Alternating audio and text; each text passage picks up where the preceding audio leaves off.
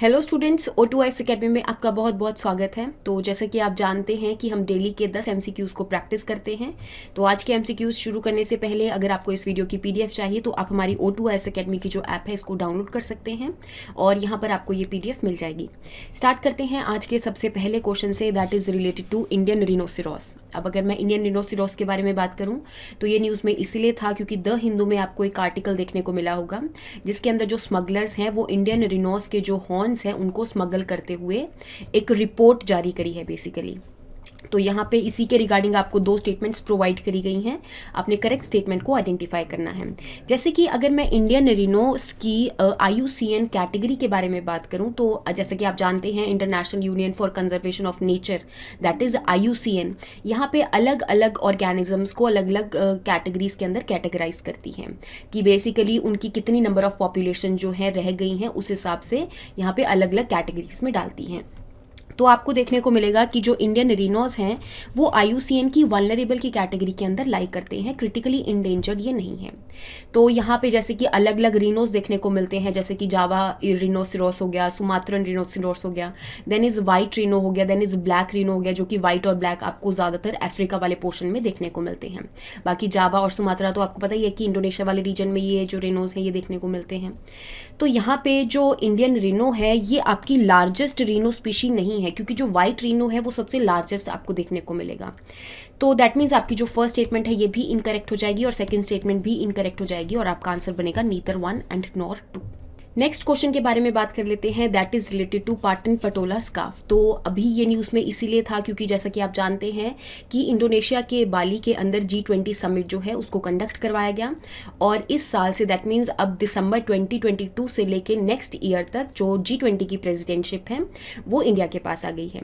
तो यहाँ पे जो हमारे प्रधानमंत्री जी हैं उन्होंने अलग अलग कंट्रीज़ के जो प्रधानमंत्री हैं या प्राइम मिनिस्टर या प्रेसिडेंट हैं उनको अलग अलग चीज़ें जो हैं वो गिफ्ट करी हैं।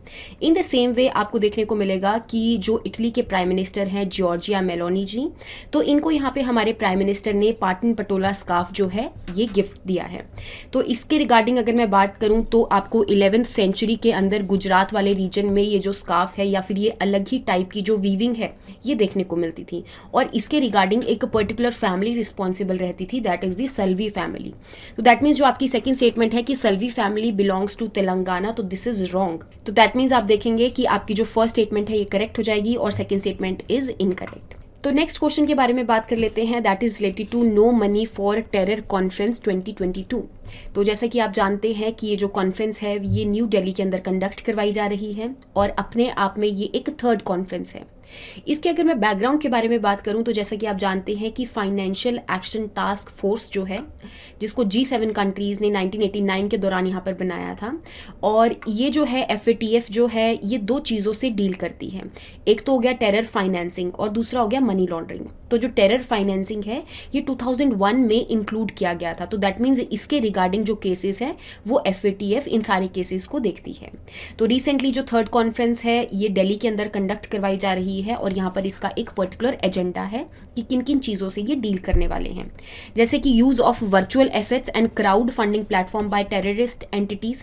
तो अगर कोई टेररिस्ट एंटिटीज़ वर्चुअल प्लेटफॉर्म का यूज़ कर रहे हैं तो इन सारी चीज़ों से ये डील करने वाली हैं। तो बेसिकली इन्होंने एक पर्टिकुलर एजेंडा प्रोवाइड किया है जिसके अंदर यहाँ पे इन्होंने 3-4 ऑब्जेक्टिव्स को ऐड किया है।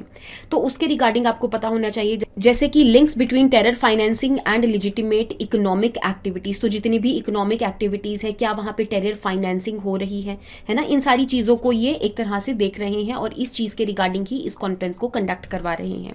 और तीसरा है आपका पेमेंट इंटरमीडियरीज। इवन इसके अलावा भी यहाँ पे और सारे जो एजेंडाज हैं उनको इंक्लूड किया गया है। तो यहाँ पे इसके बारे में आपको पता होना चाहिए और ये भी पता होना चाहिए कि अपने आप में ये एक थर्ड कॉन्फ्रेंस है। जो फर्स्ट कॉन्फ्रेंस है that was conducted in Paris in 2018 और 2019 में जो सेकेंड कॉन्फ्रेंस है वो मेलबर्न में कंडक्ट करवाई गई थी और अभी जो थर्ड कॉन्फ्रेंस है ये न्यू दिल्ली में कंडक्ट करवाई गई है। तो दैट मीन्स आप देखेंगे कि यहाँ पे तीनों की तीनों जो स्टेटमेंट्स हैं ये करेक्ट हो जाएंगी। नेक्स्ट क्वेश्चन के बारे में बात कर लेते हैं, that is related to new pension scheme. जैसा कि आप जानते हैं कि यहाँ पे बहुत ज़्यादा एक पॉलिटिकल एजेंडा रहता है न्यू पेंशन स्कीम का और ओल्ड पेंशन स्कीम का। तो बेसिकली जो न्यू पेंशन स्कीम है उसके अंदर कुछ चीज़ें जो हैं वो चेंज करी गई हैं as compared to old pension scheme. जैसे कि जो ओल्ड पेंशन स्कीम थी वहाँ पर जो सरकार है वो पेंशन की गारंटी देती थी, लेकिन न्यू पेंशन स्कीम में ऐसा कुछ भी नहीं है। इवन अगर मैं बात करूँ कि क्या जो एम्प्लॉयज़ हैं वो इस स्कीम के अंदर कॉन्ट्रीब्यूट करते हैं, तो ओल्ड पेंशन स्कीम में एम्प्लॉयज़ कॉन्ट्रीब्यूट नहीं करते थे, फिर भी उनको यहाँ पर पेंशन जो है वो सरकार द्वारा गारंटीड होती थी। और कितनी गारंटीड होती थी, तो जितनी भी उनकी लास्ट पे होती थी उसका 50% जो पेंशन है उनको मिलती थी। लेकिन जो न्यू पेंशन स्कीम है उसके अंदर सरकार ने कुछ चीज़ें जो है वो अमेंड करी हैं, इंक्लूड करी हैं। जैसे कि यहाँ पे एम्प्लॉय जो है वो 10% कॉन्ट्रीब्यूशन करेगा जिस टाइम पे भी उसके बेसिकली जो उसका एक पर्टिकुलर टेन्योर चल रहा है, जिस टाइम पे एम्प्लॉय का, जिस टाइम पे वो रिटायर हो जाएंगे तो उस टाइम पे सरकार जो है कोई भी गारंटी नहीं करेगी, लेकिन जितना भी उसका कलेक्टेड मनी है उसी में से धीरे धीरे करके जो पेंशन है उसको डिसबर्स किया जाएगा। तो ये कुछ चीज़ें हैं जो कि एक तरह से न्यू पेंशन स्कीम के अंदर इंक्लूड करी गई। और यहाँ पे एक पॉलिटिकल एजेंडा बन गया है कि दोबारा से कई जो स्टेट्स हैं वो ओल्ड पेंशन स्कीम को ही लागू कर रही हैं। तो इसी के रिगार्डिंग आपको यहाँ पर 3 स्टेटमेंट्स प्रोवाइड करी गई हैं, आपने इसमें से करेक्ट स्टेटमेंट को आइडेंटिफाई करना है।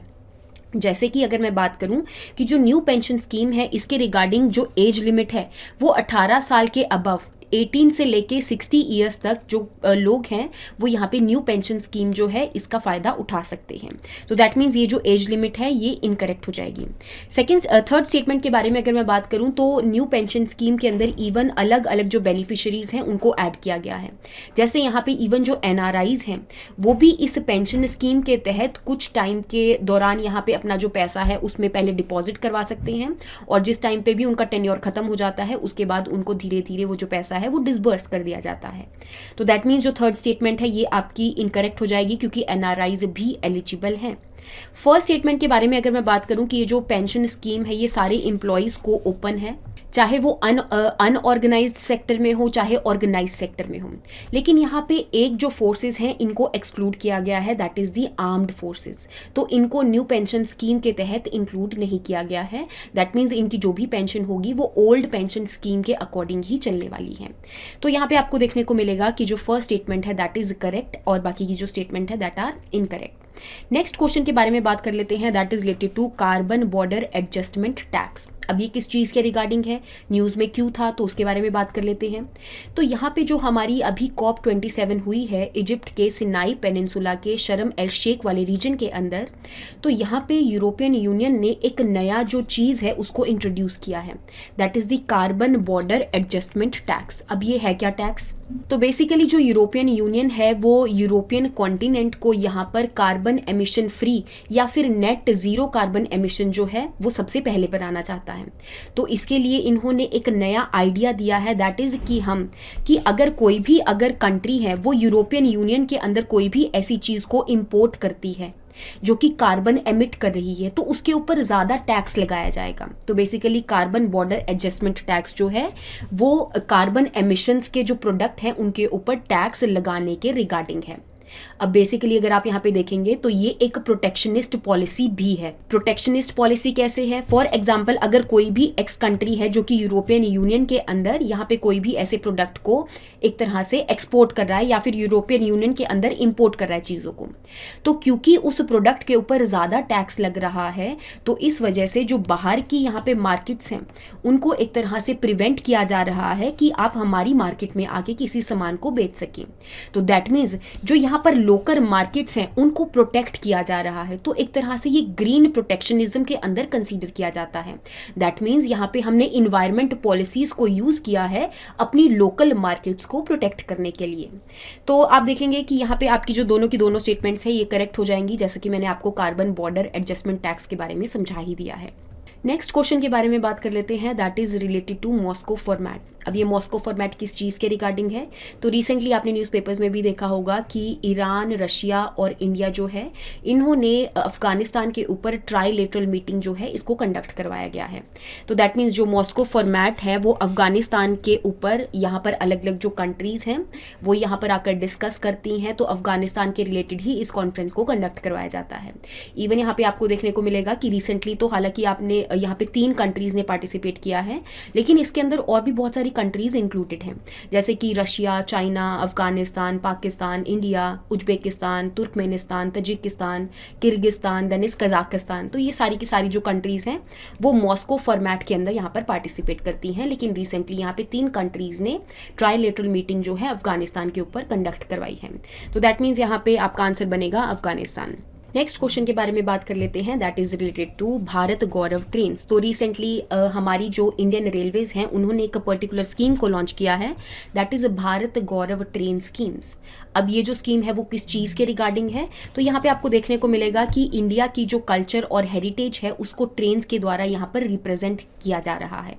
तो दैट मीन्स यहाँ पे आपको अलग अलग टाइप्स की जो ट्रेन्स हैं ये देखने को मिलेगी, जिसके ऊपर अलग अलग रीजन के यहाँ पे कल्चर को शोकेस किया जाता है। तो इसी चीज़ के रिगार्डिंग जो इंडियन रेलवेज हैं इन्होंने ये जो जिम्मा है ये प्राइवेट प्लेयर्स को दिया है कि आप इंडियन की हेरिटेज और कल्चर को शो करने के लिए ऐसी भारत गौरव ट्रेन्स जो हैं इनको बना सकते हैं। तो यहाँ पर जो इंडियन रेलवेज हैं उन्होंने जर्मनी की एक कंपनी के साथ डील साइन की गई है जो कि है लिंक हॉफमैन बुश। तो इनको ही अलाउड है कि भारत गौरव ट्रेन के अंदर जितने भी कोचेस वगैरह हैं तो ये कंपनी प्रोवाइड करेगी। बेसिकली इसकी क्वालिटी भी बहुत ज़्यादा एक तरह से अच्छी है, तो इस वजह से भी इस कंपनी को चूज़ किया गया है। तो आपको देखने को मिलेगा कि यहाँ पे जो इनकरेक्ट स्टेटमेंट है ये कोई भी नहीं है, क्योंकि दोनों की दोनों जो स्टेटमेंट्स है ये करेक्ट हो जाएंगी। नेक्स्ट क्वेश्चन के बारे में बात कर लेते हैं, that is related to Vikram suborbital rocket. तो रिसेंटली आपने न्यूज़ में देखा होगा कि जो विक्रम एस रॉकेट है उसको अभी टेस्ट फायर किया गया है। तो बात कर लेते हैं कि जो विक्रम एस रॉकेट है इसको किसने टेस्ट फायर किया है। हालांकि आपको देखने को मिला होगा कि जो सतीश धवन स्पेस सेंटर है वहाँ से इसको टेस्ट फायर किया गया है, लेकिन ये जो रॉकेट है इसको इसरो ने डेवलप नहीं किया है, इसको एक प्राइवेट कंपनी ने डेवलप किया है जिसका नाम है Skyroot Aerospace. Skyroot Aerospace जो है इसरो के ही जो फॉर्मर इंजीनियर्स या फिर फॉर्मर जो साइंटिस्ट्स हो गए हैं ना, उनने मिलकर इस कंपनी को बनाया है जिसका नाम है स्काई रूट एरोस्पेस। और स्काई रूट एरोस्पेस जो है वो स्पेस के रिगार्डिंग प्राइवेट चीज़ों के ऊपर ध्यान देती है कि कैसे हम अपनी कंट्री के अंदर जो स्पेस टूरिज्म है उसको इंक्रीज कर सकते हैं, और अलग अलग जो स्पेस के रिगार्डिंग रॉकेट्स वगैरह हैं उनको बना सकते हैं, सैटेलाइट्स वगैरह को लॉन्च कर सकते हैं। तो इसके रिगार्डिंग ये कंपनी रिस्पॉन्सिबल है। तो आपको देखने को मिलेगा कि जो फर्स्ट स्टेटमेंट है that is incorrect. Second statement के बारे में अगर मैं बात करूं कि क्योंकि ये रॉकेट है तो ऑफकोर्स किसी ना किसी फ्यूल के ऊपर तो डिपेंडेंट रहेगा ही। तो यहाँ पर एक सॉलिड प्रोपेलेंट फ्यूल जो है ये आपको देखने को मिलेगा, जो कि 550 किलोग्राम के अराउंड ये जो फ्यूल है इसको इस रॉकेट के अंदर यूज़ किया गया है। तो रिसेंटली अभी टेस्ट फायर किया है और इस रॉकेट को आगे सैटेलाइट लॉन्च करने के लिए यूज किया जाएगा, जो कि स्काई रूट एरोस्पेस के प्रारंभ मिशन के अंदर इंक्लूडेड है। तो आई होप आपको यहां तक समझ में आया होगा। तो दैट मीन्स यहाँ पे आपकी जो सेकंड स्टेटमेंट है ये करेक्ट हो जाएगी, first statement is incorrect. Next question के बारे में बात करते हैं, that is related to digital Shakti. तो जैसा कि आप जानते हैं रिसेंटली न्यूज़ में था कि नेशनल कमीशन फॉर वुमेन जो कि एक स्टैट्यूटरी बॉडी है, इन्होंने डिजिटल मिशन शक्ति जो डिजिटल शक्ति 4.0 को रिसेंटली लॉन्च किया है। तो इसी के रिगार्डिंग आपको यहाँ पर 2 स्टेटमेंट्स प्रोवाइड करी गई हैं। जैसे कि अगर मैं बात करूँ कि डिजिटल शक्ति जो है उसको स्टार्टिंग में 2018 के अंदर लॉन्च किया गया था, ताकि यहाँ पे जितनी भी विमेन हैं उनको इनकरेज किया जा सके, ताकि उनके साथ कोई भी जो साइबर क्राइम्स वगैरह है वो ना हो। तो बेसिकली उनको ट्रेन करने के लिए, उनको समझाने के लिए इस डिजिटल शक्ति इनिशिएटिव को शुरू किया गया था नेशनल कमीशन फॉर वुमेन्स द्वारा। और यहाँ पे जो अलग अलग इनिशिएटिव्स हैं उनके अंदर अलग अलग चीज़ों को इंक्लूड कर दिया जाता है। जैसे कि जो डिजिटल शक्ति 4.0 है इसके अंदर यहाँ पे स्किल और ट्रेन करने की बात करी गई है वुमेन को एक पर्टिकुलर चीज़ों में, जैसे कि जितनी भी ऑनलाइन इनएप्रोप्रिएट या इलीगल एक्टिविटीज़ हो रही हैं उनके रिगार्डिंग यहाँ पे वुमेन को सिखाया जाएगा, अवेयरनेस क्रिएट करवाई जाएगी। तो इसी के रिगार्डिंग ये चीज़ जो है वो न्यूज़ में थी। तो आई होप आपको यहाँ तक समझ में आया होगा। लास्ट क्वेश्चन के बारे में बात कर लेते हैं, that is related to Birsa Munda. तो जैसा कि आप जानते हैं कि हमारे अगर मैं इंडियन फ्रीडम फाइटर्स के बारे में यहाँ पे बात करूँ या फिर अलग अलग जो मूवमेंट्स चली थी हमारी इंडिया के अंदर ताकि यहाँ पे इंडिपेंडेंस लेने के लिए, तो उसके रिगार्डिंग जो बिरसा मुंडा है ये रिलेटेड है। कैसे रिलेटेड है, जैसा कि आप जानते हैं कि 15 नवंबर को गौरव जनजातीय दिवस मनाया जाता है जो कि बिरसा मुंडा जी की बर्थ एनिवर्सरी के ऊपर बेस्ड है।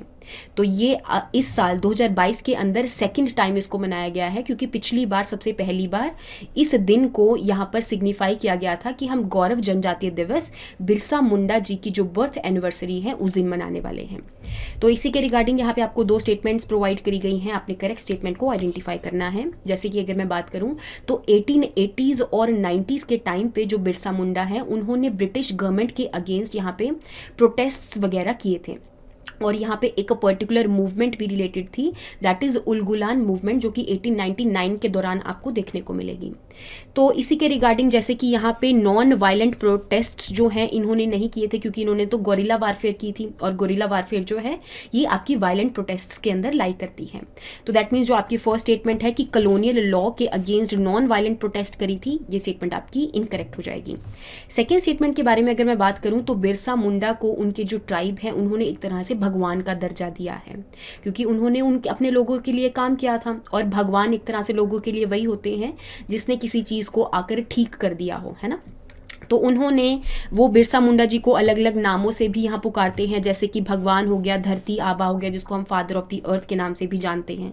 तो दैट मीन्स यहाँ पे आपकी जो सेकेंड स्टेटमेंट है ये करेक्ट हो जाएगी, और आपका आंसर बनेगा 2 ओनली। तो आई होप आपको यहाँ तक जो MCQs हैं उनके बारे में समझ में आया होगा।